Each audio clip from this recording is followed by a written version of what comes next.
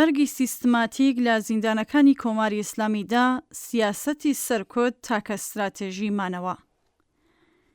مەرگی سومەیە ڕەشیدی زیندانیەکی سیاسی کە بەهۆی کەمتەرخەمی و پێڕانەگەیشتنی بە ئەنقەستی بەرپرسانی زیندان بە باری تەندروستیەکەی گیانی لەدەستا تەنها کارەساتێکی مرۆیی نییە، بەڵکو نمونەیەکی ئاشکرای ئەو سیاسەتە سەرکوتگەرانەیەکە کۆماری ئیسلامی لە پێناو پاراستنی دەسەڵاتی خۆیدا بەکاری دەهێنێت. ئەم ڕووداوە دڵتەزێنە هاوکات لەگەڵ مەرگی هاوشێوەی جەمیلە عەزیزی، سوودا بە ئەسەدی، بەکتا ژابتین، بهنام مەحجوبی و ئەوانی تر، ئەوە نیشان دەدات کە مردن لە زیندانەکانی ڕەژیمدا نە بەڕێکەوتە و ناڕووداوێکی چارە هەڵنەگەر، بەڵکو بەرهەمی سیاسەتێکی ئاگایانەیە بۆ لەناوبردنی دژبەران. بە وتەی 45 زیندانی سیاسی شایەتحاڵ و 150 زیندانی سیاسی پێشوو کە لە بەیاننامەیەکی ناڕزایەتی هاوبەشدا بڵاویان کردووەتەوە، سومەیە ڕەشیدی لە ماوەی چەند مانگی ڕابردوودا چەندین جار لە بەرچاوی هاوبەندیەکانیدا تووشی گەشکە و تێکچوونی باری تەندروستی تۆند بووە. بەڵام هەر جارە و دوای گواستنەوەی بۆ ماوەیەکی کورت بۆ بنکەیەکی تەندروستی بەبێ خەواندنی لە نەخۆشخانە و وەرگرتنی چارەسەری پێویست دەگەڕێنرایەوە بۆ زیندان. ئەم ڕەفتارە سەرەڕای چەندین جار هۆشداری بە بەرپرسانی ڕژیم هەروە بەردەوام بوو، سەرنجام بووە هۆی گیانەدەستانی.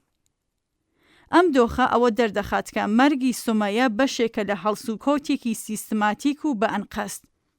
کاتێکە زیندانیە نەخۆشەکان بەردەوام لە دەوا و دەرمان بێبەش دەکرێن و هۆشداریەکان پشتگوێ دەخرێن، ئەم کەمتەرخەمیە خۆی دەبێتە جۆرێک لە ئەشکەنجەدان و کوشتن.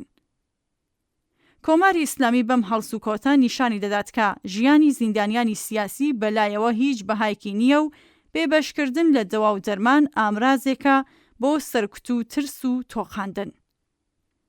بێبەشکردن لە دەرمان درەنگ ناردنی بانقەستی زیندانیان بۆ نەخۆشخانە، سنووردارکردنی دەستڕاگەیشتن بە پزیشکی پسپۆڕ و گەڕانەوەی نەخۆش بۆ بەندەکانی زیندان بەبێ لە بەرجاوکردنی جێگە و شوێنی گونجاو بۆ خەواندن و چارەسەر، سەرجەمیان بەشێکن لە سیاسەتێکی دیاریکراو. شکست پێهێنانی خۆڕاگری، کەبکردنی دەنگەکان لە کاتێکدا ژیانی زیندانیەک بەهۆی نەبوونی دەستڕاگەیشتن بە دەوا و دەرمان دەکەوێتە مەترسیەوە، هەڵگری پەیامێکی ڕوونە. دەربڕینی ناڕەزایەتی تاوانە و خۆ پێشاندەران تەنانەت مافی چارەسەریشیان نییە. واقعیەت ئەوەیە کە بەبێ زیندان و زیندانی سیاسی کۆماری ئیسلامی یەک ڕۆژ لە دەسەڵاتدا نامێنێت. ئەم ڕژیمە بنەمای دەسەڵاتەکەی لەسەر سەرکوت و ترس و خۆف و کەبکردنی دەنگی نەیارانی خۆی بنیاد ناوە. هۆکارە سیاسی و کۆمەڵایەتیەکانی پشت ئەم توندکردنەوەی سەرکوتە ڕوونە. حکوومەت نوقمی گێژاوی زەنجیرەی قەیرانی گەورە و چارە هەڵنەگرە، لەوانە ناڕزایەتی قوڵی کۆمەڵایەتی، شەپۆلی داواکاری کرێکاران، خانەنشینان، پەرستەران و دادخوازان و لاوازبوونی تۆڕە پشتیوانیە دەرەکیەکان کە بڕیار بوو پوڵای ئەمنیەتی ڕژیم بن. سەرکوتی ناڕزایەتی جەماوەریەکان لە دەرەوە و توندکردنەوەی گوشارەکان لە ناو زیندانەکاندا بووەتە تاکە استراتێژی مانەوەی ڕژیم. لە ڕاستیدا زیندانیکردن و ترس و تۆقاندن بوونەتە کۆڵەکەی سەرەکی ئەم دەسەڵاتە. بەڵام کۆمەڵانی خەڵکیێران ئێستا ئیتر قۆناغی ترسیان تێپەڕ کردووە. ڕژیم ناتوانێت بە مەیلی خۆی کەشوهەوای ترس و خۆف بەسەر کۆمەڵگادا زاڵ بکات. جەماوەری ناڕازی و بێزار لە کۆماری ئیسلامی لە بەرامبەر تاوانکاری ناو زیندانەکان بێدەنگ و بێهەڵوێست نابن. بڵاوبوونەوەی بەیاننامە ناڕزایەتیەکان لە ناوخۆی وڵات و بزوسنەوە داواکاری تەوەرەکان و ئاشکراکردن و لە قاودانی بەردەوامی تاوانەکانی ڕژیم سەلمێنەری ئەم ڕاستیەن. خەبات لە پێناو ئازادی زیندانیانی سیاسی و پشتیوانی لە بنەماڵەکانیان هەنگاوێکی جددیە لە خزمەت بە ڕووخانی کۆماری ئیسلامی و بنیاننانی سیستمێک کە تیادا هیچ ئاسەوارێک لە عەدام و زیندانیانی سیاسی بوونی نەبێت. بێگومان لەگەڵ ڕووخانی حکوومەتی ئیسلامی دەرگای زیندانە سیاسیەکان تێک دەشکێت و ئەو ئینسانە شەریفانەی کە لە پێناو گەیشتن بە ئازادی و دادپەروەریدا ئەشکەنجە و مەرگیان بەگیان کڕیوە سەربەرزانە دەگەڕێنەوە باوشی جەماوەر. بەڵام تا ئەو ڕۆژە زۆر گرنگەکە ملیۆنان ئینسانی ناڕازی هەموو هەوڵێکی خۆیان بخەنە گەڕ بۆ ڕێگریکردن لە سێدارەدان و ئەشکەنجەی زیندانیانی سیاسی و سەرنجام ئازادکردنیان. دروشمی ئازادی سەرجەم زیندانیانی سیاسی دەبێت لە هەموو شوێنێک دەنگ بداتەوە.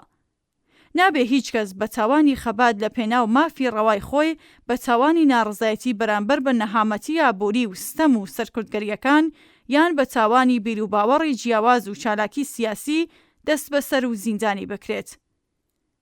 تا ئەو ڕۆژێکە دەرگای زیندانەکان بەڕووی ئەو کەسانەدا دەکرێتەوە کە بەهۆی بیر و باوەڕ یان ناڕزایەتی دەربڕین زیندانی کراون، ئەرکی سەرشانی هەر هاوڵاتیەک و هەر ڕێکخراوێکی کۆمەڵگەی مەدەنیەکە هەموو ئامرازەکانی بەردەست بەکاربهێنن بۆ ڕزگارکردنی گیانی زیندانیانی ئەمڕۆ و ڕێگریکردن لە دووپاتبوونەوەی کارەساتەکانی دوا ڕۆژ. ئەگەر بڕیار بێت کەسانێک لە گۆشەی زیندانەکاندا بن، ئەوە تاوانباران و سەبەبکارانی ئەم دۆخەی ئێستان کە دەبێت بچنە زیندان. هەمان ئەو کەسانێکە ژیان لە منداڵانی خەڵک زەوت دەکەن. ئەوانەی کە سەروەت و سامانی کۆمەڵگا تاوان دەکەن و ئەم بارگرانی و ئازار و بێبەشی و نادادپەروەری ئەیان بەسەر خەڵکدا سەپاندووە. لە ئەوە هەلومەرجێکدا کاری یەکگرتووانە و هاوکاریەکی بەربڵاو لە دەوری دروشمی دیفاع لە ئازادی زیندانیانی سیاسی و هەڵوەشانەوەی سزای جنایەتکارانە دەتوانێت هەنگاوێکی کرزەئی و کاریگەر بێت. ئەو ڕێشوێن و هەنگاوانەی کە دەتوانرێت بۆ ئەم مەبەستە بگرێتە بەر بریتین لە وەڕێخستنی کەمپەینی ڕاگەیاندن، کۆبوونەوەی مەیدانی کەم هەزینە بۆ نمونە لە بەردەم زیندانەکان، بە دوواداچوونی یاسایی و نێودەوڵەتی، بەڵگەمەندکردن و ئاشکراکردنی پێشێلکاریەکانی ناو زیندانەکان، دامەزراندنی سندوقی پاڵپشتی بە مەبەستی خزمەتگوزاری یاسایی و دەرونی بۆ بنەماڵەی زیندانیان. دەبێ دەستی کۆماری ئیسلامی لە گیانی ئەو ئازیزە بەندکراوانە کورد بکرێتەوە. تەنها بە خەباتی یەکگرتووانە و ناڕزایەتی بەربڵاوی جەماوەری دەتوانرێت بەر بەم کردەوە نامرۆڤانەیە بگرێت و ڕێگا بۆ سیستمێک خۆش بکرێت کە تیادا جێگایەک بۆ لە سێدارەدان یان زیندانیانی سیاسی بوونی نەبێت. بەڵام تەنیا ئەو جەماوەرە دەتوانێت ئەرکێکی وەها گەورە بە سەرنجام بگەێنێت کە شوشەی تەمەنی ڕژیم لە دەستی بەتوانای ئەواندایە. تەنها بە خەباتی یەکگرتووانە و ناڕزایەتی جەماوەری بەربەڵاو دەتوانرێت ڕژیم ناچار بکرێت دەست لەم جۆرە کردەوە نامرۆڤانە هەڵبگرێت و ڕێگا بۆ ئازادی گشتی خۆش بکرێت.